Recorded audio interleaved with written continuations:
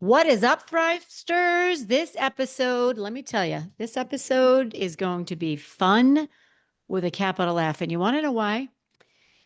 Because I'm having fun with it.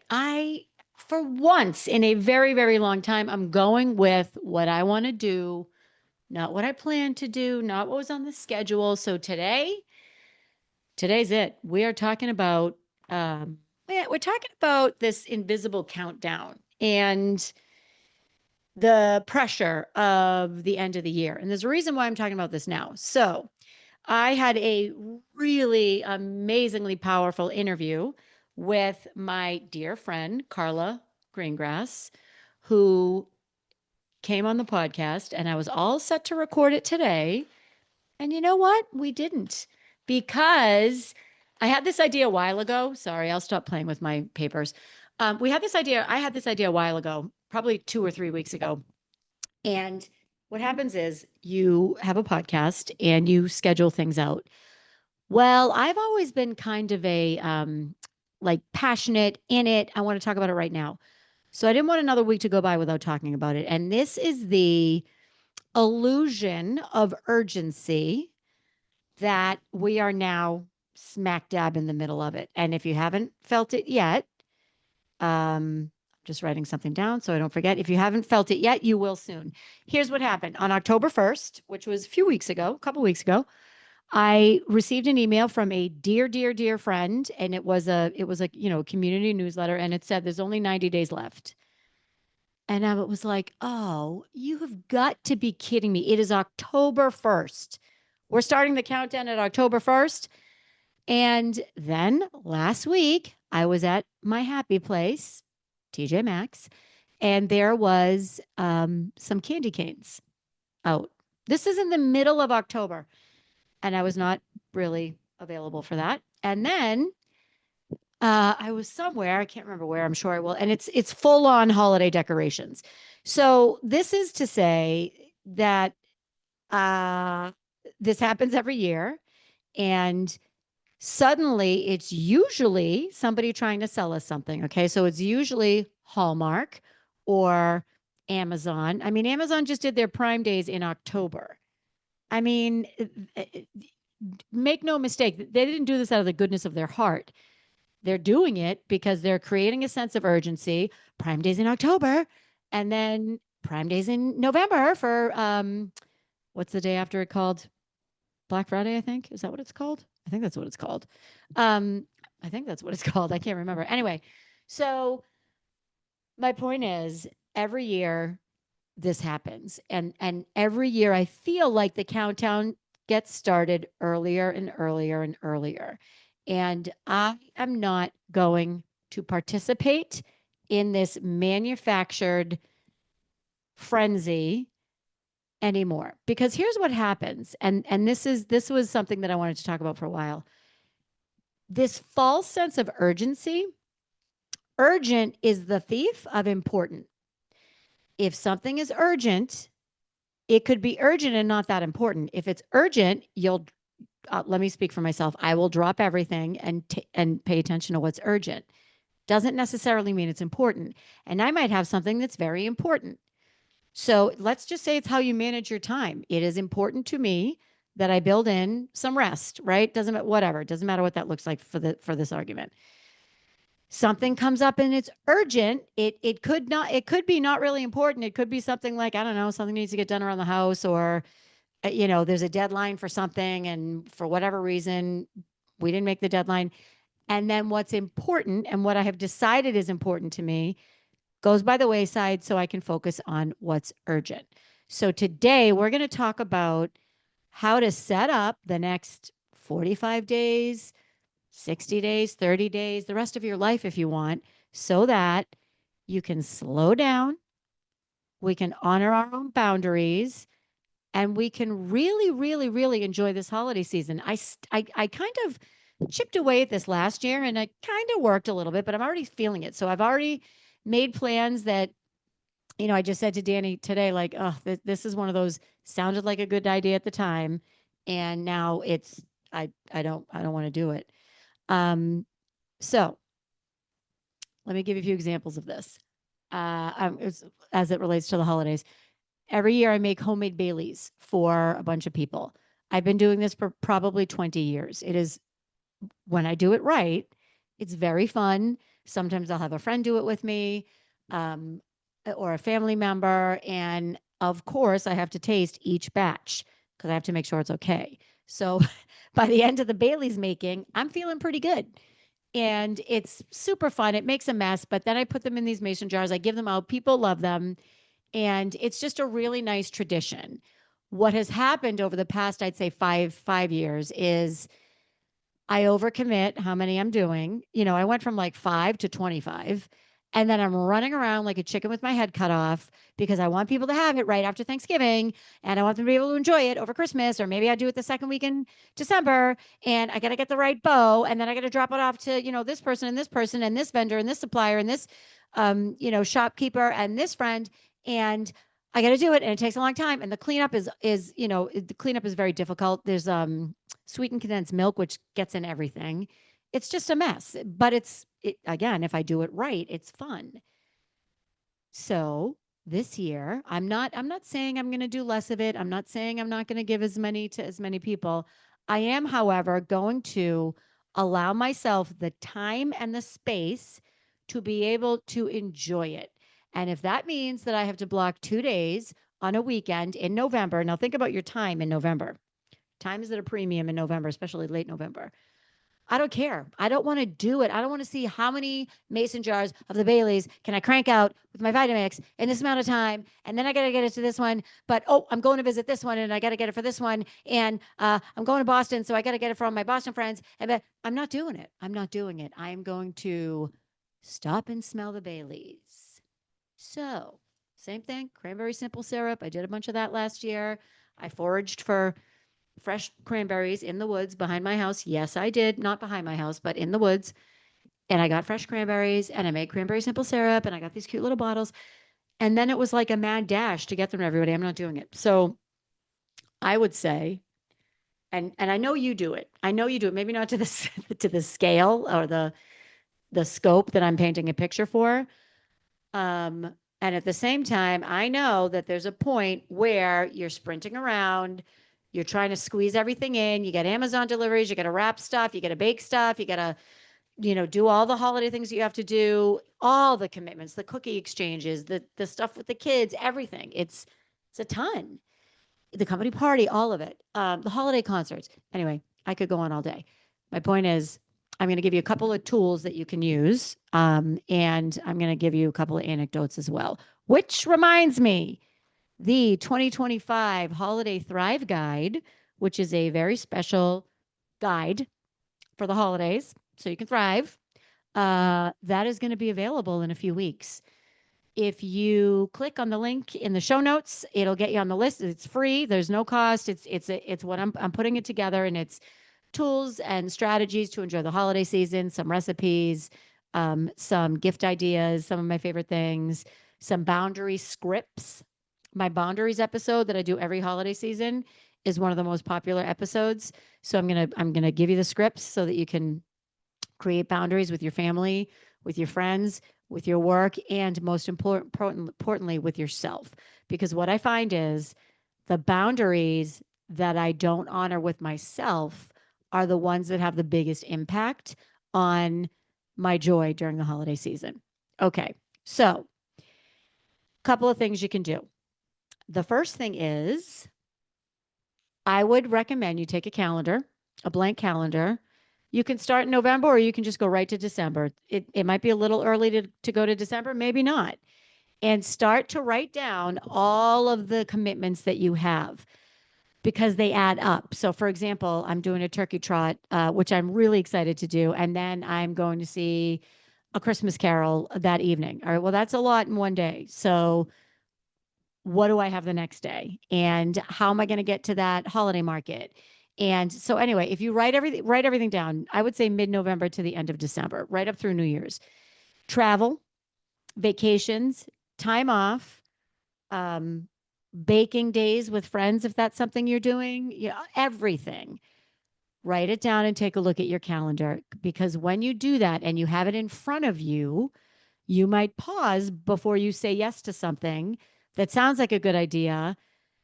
And if you think about it, and if you have to squeeze it in, you're probably going to regret making that commitment. And for me, I'm going to focus on the moments. I've always said, I don't focus on things. I focus on experiences. And I'm going to take it a little bit further and focus on the moments. I'm not planning the moments. I am planning the time so that the moments can happen. I'm going to give you another example. I didn't even think of this ahead of time. Last year, Danny and I were sitting in the house, and somebody rang my doorbell, and they showed up with this beautiful, beautiful plate of incredible, incredible, delicious holiday cookies. And it was fantastic. It was unexpected. They were delicious. They looked great. And we liked them so much. We were gushing over them so much that they ended up making us more, which is fantastic. And I was thinking to myself, had I not been home, I mean, they would have left the cookies, that's fine, but I would have missed that connection. I would have missed that moment where completely unexpected, this person randomly brought me these cookies, and it was really, really meaningful. So for me, it's the moments, and I'm going to focus on allowing the time to let those moments happen. I feel like I'm all over the place, probably because I am all over the place. So, for example, the turkey trot, it's going to be super fun. And, I wish I didn't have this event, this play that I was going to afterwards, but I'm not booking anything in between. Right? It would be really easy to go do, oh, let me go to the holiday market because it's going to be right near where the turkey trot is. No, I want to be able to hang around afterwards. The whole reason I'm doing it is to see people and hang out with people that I don't really get to see that often in that kind of a context. So let me go back to the calendar. As I said, I'm all over the place. Not only did I have 2 cups of coffee this morning, I tried a new tea and it's caffeinated. So you're getting, Nancy, on 3 doses of caffeine. Okay. So you lay everything out in the calendar, and there's a couple things that'll happen. One, you might pause before you say yes to something. And then when you do this, and I'm going to remind us to do this again in November and December, there will be what I've said before is can't take 3 things off, cancel 3 things, take 3 things off. Doesn't matter what they are, take them off. Take them off. And people, they look at me like like a deer in the headlights, and I say, just cancel 3 things. First of all, guarantee you whoever you're canceling on is going to appreciate the time back and would want the quality time. And I'm not going to get too into that because we'll talk about that closer to the holidays. And also, and if you cancel ahead of time, if you say, hey, I know that we said we were going to get together on this day for this thing. I'm looking at my calendar and it is super packed. Would you be okay if we did this in January or February, whatever the case may be? Assuming that it's non-specific to the holidays. I guarantee you they're going to appreciate that. And if it's something that is specific to the holidays and you're looking at your calendar and you're saying, oh, I really wish I could take this off, then you don't want to do it, or you don't want to do it anymore. So don't, because that is time you are never going to get back. That is time where you can sit on the couch, bundle up with a blanket, watch the fire, read the book, The Holiday 2 is coming out. There is a sequel to the very awesome, famous movie, The Holiday. And there's another great example. So I found out about it, and I have 2 sets of girlfriends that we're going to go see this movie with. And this is something that I really want to do. I'm going to put it in my calendar. And that way, when something else comes along that I maybe want to do, maybe not, that important thing to me is already in the calendar. Okay, so we have get your calendar out and keep it close by. Then we have cancel 3 things off your calendar. And finally, taking a few minutes now to think about what actually matters to me as we wind down this year and head into the season. Okay, what really matters to me? Is it, and there's no shade here, there's no judgment. Is it finding the perfect gift for my spouse? Is it spending quality times with my children or my nieces and nephews or my grandchildren or my work colleague who we never really get to see each other outside of work? Is it what really matters to you? For me, it's focusing on the moments. And simply having that awareness in my brain will subconsciously help me, and it will subconsciously help you make decisions that honor what's important to you. That's what you want to be doing. And you can't make these decisions about what's important to you if you haven't really taken the time to think about it. I mean, everybody's going to say joy and experiencing the holiday magic. What does that look like? What does that mean to you? Does that mean going to the Rockettes? Does that mean, you know, wrapping presents? Does that mean the quiet of the morning? Does that mean, what does that mean? And when you think about what that means to you, your brain labels that as important. And then what's urgent cannot take the place of what's important. So for me, it's the moments, not the things, not the expectations. It's the actual moments. So, what I wish for all of us as we roll into the next, let's say, what's it going to be, like 9 weeks, maybe 10 weeks? For me, I really want, I simply want to enjoy the rest of this year, and I want to enjoy the moments. I remember when I was in sales for many, many years, um, a lot of people in sales towards the end of the year, it's the end of their fiscal year, and they are dialing for dollars. Everybody's trying to get their contracts in.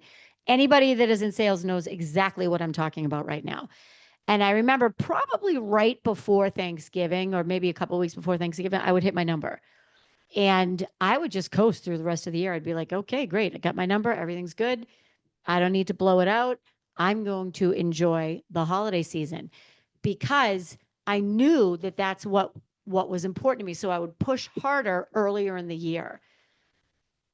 And all of this is to say that I was able to have it at the forefront, and it wasn't even conscious, it was subconscious that I was able to get all this done so that I can enjoy the rest of the year. So, what's one thing that you look forward to every holiday season? One thing that you can make it a priority now. I'm not saying you're doing it now. So, again, let's say it's, I don't know, making cute gingerbread men for your neighborhood. All right, let's just say that's what it is.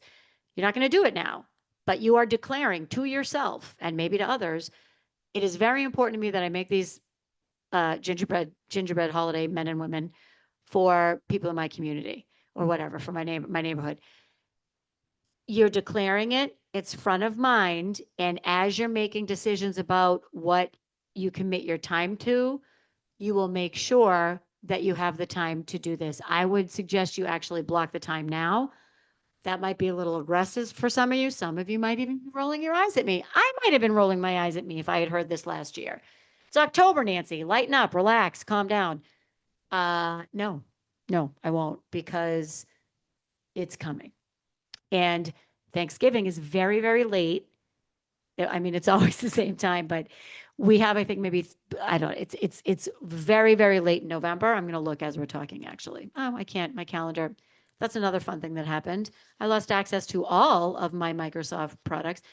So Thanksgiving is obviously the 27th, and then we have 3 days until December 1st. 3 days until, so Thanksgiving is the 27th, that Thursday, that Friday and Saturday, that's it. Then we're December 1st, and it is game on. So, my wish for you, my Thrivesters, is that you can take a minute now, just think about what's important, write it down if you'd like, print out your calendar. Word has a free version. You can just print it out or take your calendar, whatever. Start mapping out what you're committing to. I'm going to do this as I hit end on this recording. I'm going to do that. And then when the holidays come, you can thrive like you mean it. With that, Thrivesters, remember the Holiday Thrive Guide. It is available, or it will be available soon. Click the link in the show notes. As I mentioned, I wind down right before Thanksgiving. So I'm taking the last of my coaching clients for the remainder of this year and into Q1. If one-on-one coaching, that is 100% dedicated time with me, highest level of energy, highest, energy exchange. If this is something you've been thinking about and you want to start now, which I strongly recommend, because if you start January 1st, you're already behind the eight ball. I'll put an application in the show notes, and it sounds kind of fancy. It's not. It's really just a questionnaire to make sure that we're a fit. Then we hop on a call. We talk about what you want to achieve to make sure it's a good fit for you. All right. Set yourself a reminder for next week. The podcast gets posted at 5 a.m. on Fridays. This is my interview with Carla Greengrass. We talk about all the things. We talk about 5-year-old Nancy. We talk about how what happens on the playground kind of informs the rest of your life, which is interesting. We talk about your factory settings. We talk about change. We talk about how to reframe change. We talk about just so many cool things. It was a really, really powerful conversation. So until then, Thrivesters, peace out and go out there and thrive like you mean it.